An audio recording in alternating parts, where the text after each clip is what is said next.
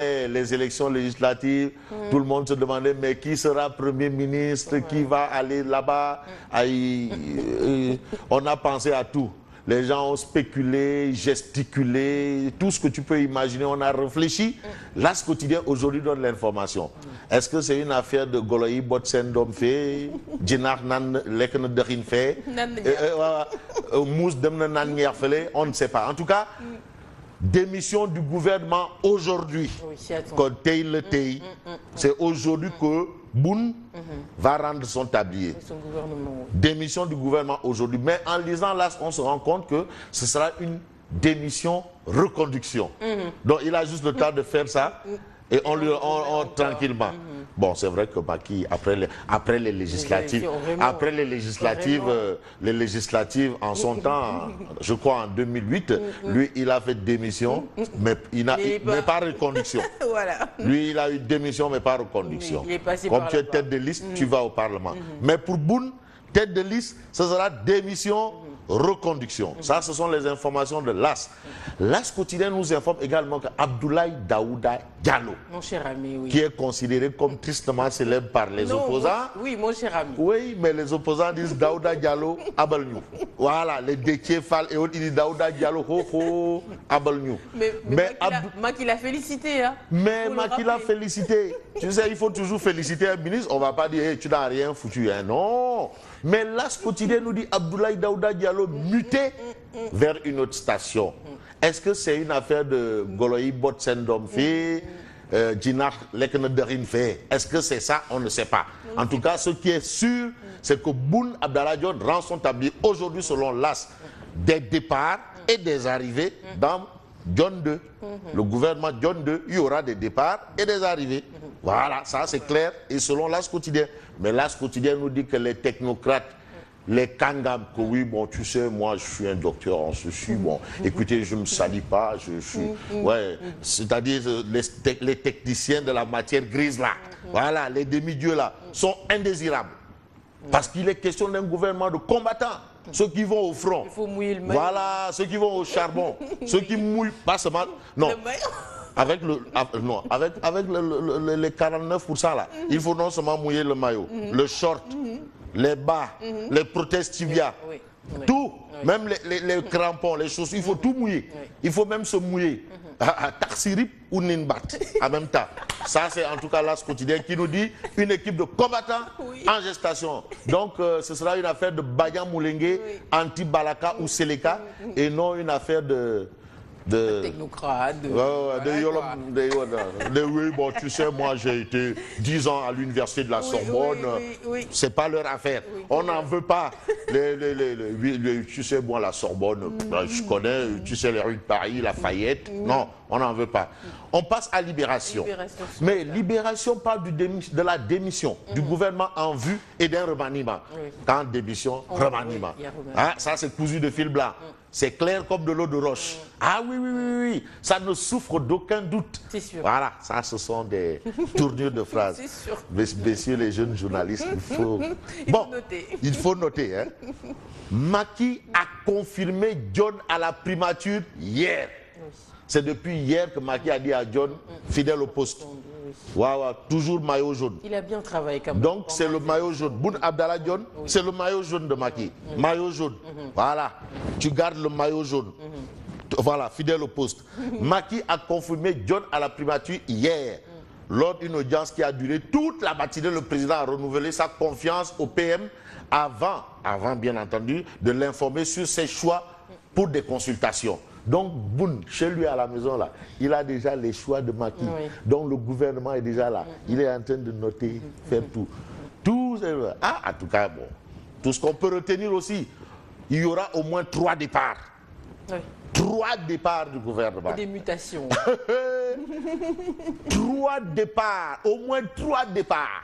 Ce sera qui? Moi, je connais les 3 départs. Ah bon? Je te l'assure. Ah bon? Les 3 départs du gouvernement. J'ai le nom des 3 départs. De grâce, ne m'appelez pas pour me demander c'est qui. S'il vous plaît. Bon, je ne veux pas... Non. Je ne veux pas avoir... Et tenez-vous bien, il fait son malin. Hein. Non, je vous dis, ne m'appelez pas pour me dire les 3 départs, c'est qui exactement. Mais je connais les 3 départs. Il fait son malin. Tout compte fait, Abdoulaye Daouda Diallo, alias David. Là, c'est clair. David. Pourrait. Qui est Goliath.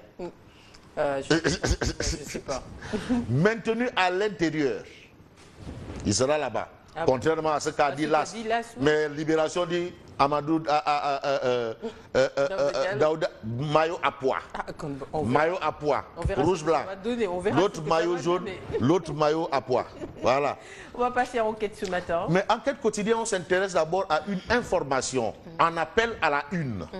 En appel à la une. Pas la une, en appel à la une. Notez. Il s'agit de primature et parlement. John et Moustapha Niasse vont rempiler. Qui ose changer Moustapha? Si tonton Anne Bansoumba il lisait ça, il a dit John Moustapha Niasse, Tafa le progressiste. Il est 2 fois Premier ministre. Déjà 10 ans directeur de cabinet sous Senghor. Record. 2 fois ministre des Affaires étrangères. Record.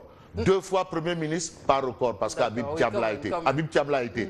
2 fois Premier ministre, 2 fois président de l'Assemblée nationale. Palmarès record. Record. Oui.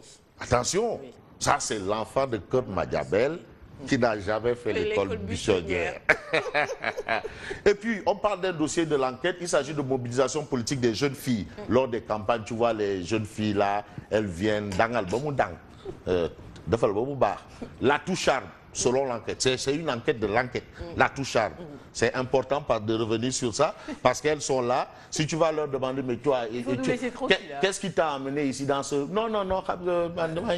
Mais ça fait partie du décor, comme on dit. Du décor. Si elles t'entendent dire ça, elles vont te lapider. C'est ce que semble dire enquête. Donc tout ça, c'est juste pour le décor. Voilà. Oui. C'est des artifices, quoi. C'est cosmétique. D'accord. Vox Populi. Fin d'émission pour le gouvernement Macky 3. Des surprises en vue dans la nouvelle équipe qui s'annonce très politique. Très politique. Non, il faut avoir du biceps. Ah oui, attention, très politique. Mohamed Dione devait rester à la primature. Tu sais, Vox Populi parle journalistiquement parlant. De vrai. Voilà. Normalement. Merci. On va y aller avec Sud Quotidien. Mais Sud Quotidien parle de Macky Sall face à l'équation des préalables. Il est question de l'appel au dialogue. Préalable, tout le monde dit non, il faut d'abord. Donc, il fait face à l'équation des préalables. C'est ce que retient Sud Quotidien. Et puis Ali Momar Diong, qui est analyste politique, qui sur l'appel au dialogue de Macky soutient, il va falloir que le président Sall envoie un signal. Lui-même, comme lui, il a tendu la main. C'est lui qui doit envoyer le signal. Mais il a tendu la main. L'opposition a dit on veut ça. Et les Banya Moulengue là, et les anti-Balaka là, les Benoît Sambou, non, il n'y a pas de droit, alors que le grand chef est là. Il faut qu'il envoie un signal. Absolument. On passe à Réumi Quotidien. Mais Réumi Quotidien parle de l'affaire Assad Diouf. Quand Sidiki Kaba délivre une liberté provisoire, c'est le ministre de la Justice. Donc ce qui se passe là-bas au niveau du parquet, il sait tout. Ah ouais, c'est lui. C'est lui qui, apparemment, c'est lui qui décide. Hier, il disait non, cette affaire n'est pas encore terminée, les poursuites vont continuer. Et finalement, Réumi dit, mais finalement, waf, comme les Wolofs disent, waf, feigne. On y va avec le quotidien. Le quotidien est avec Thierno Alassane Sall qui, sur les dernières élections législatives, soutient le Kenya, nous a donné une leçon. Ce qui s'est passé au Kenya, non, la Cour constitutionnelle qui dit niet. En tout cas, le Kenya nous a donné une leçon. Ça, c'est ce que souligne le quotidien. Le quotidien, ce sont les propos de TAS, Thierno Alassane Sall, ex-membre de l'APR. D'accord. Et puis on va parler de sport avec Sunulam. Mais Sunulam, titre dépossédé de la couronne, humilié par Eumeu Sène, bien entendu Eumeu Sène, Balla Gaye 2, le lion de Guédiawaye veut renaître. Renaître de ses cendres ou renaître de lui-même, on ne sait pas. En tout cas, Balla Gaye 2, le lion de Guédiawaye veut renaître. Ça, c'est ce que nous livre bien entendu Sunulam ce matin. Et Stade Quotidien. Ah, Stade Quotidien parle du match Burkina-Sénégal. C'est aujourd'hui à 18h.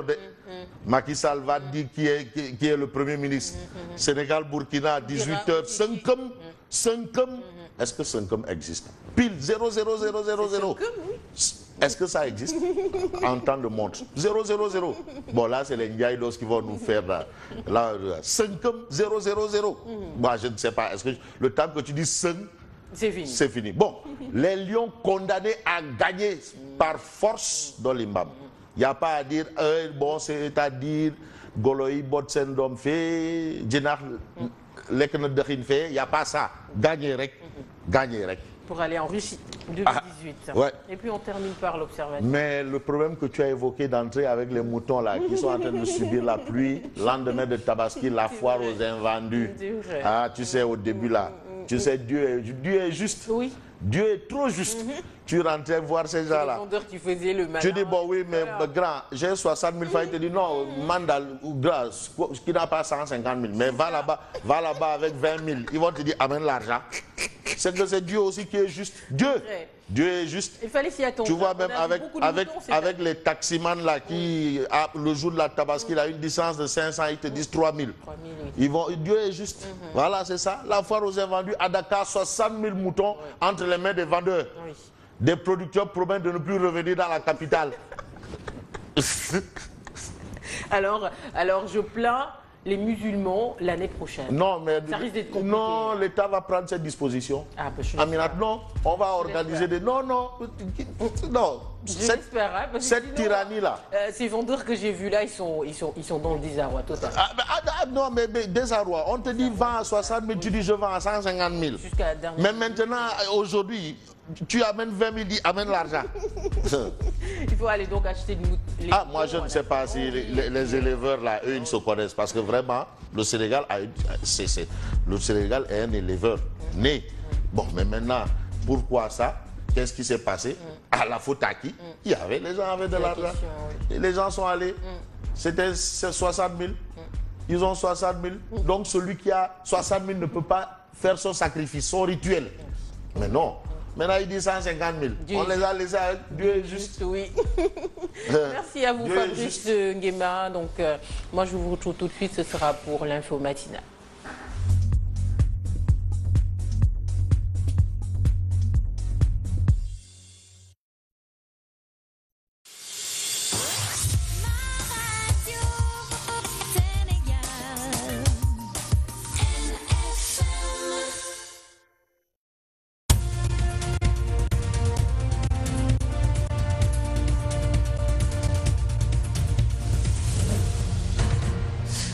Rebonjour à tous, c'est parti pour de ce mardi. Nous parlons de l'annonce de l'ANACIM qu'il a déjà annoncé hier déjà.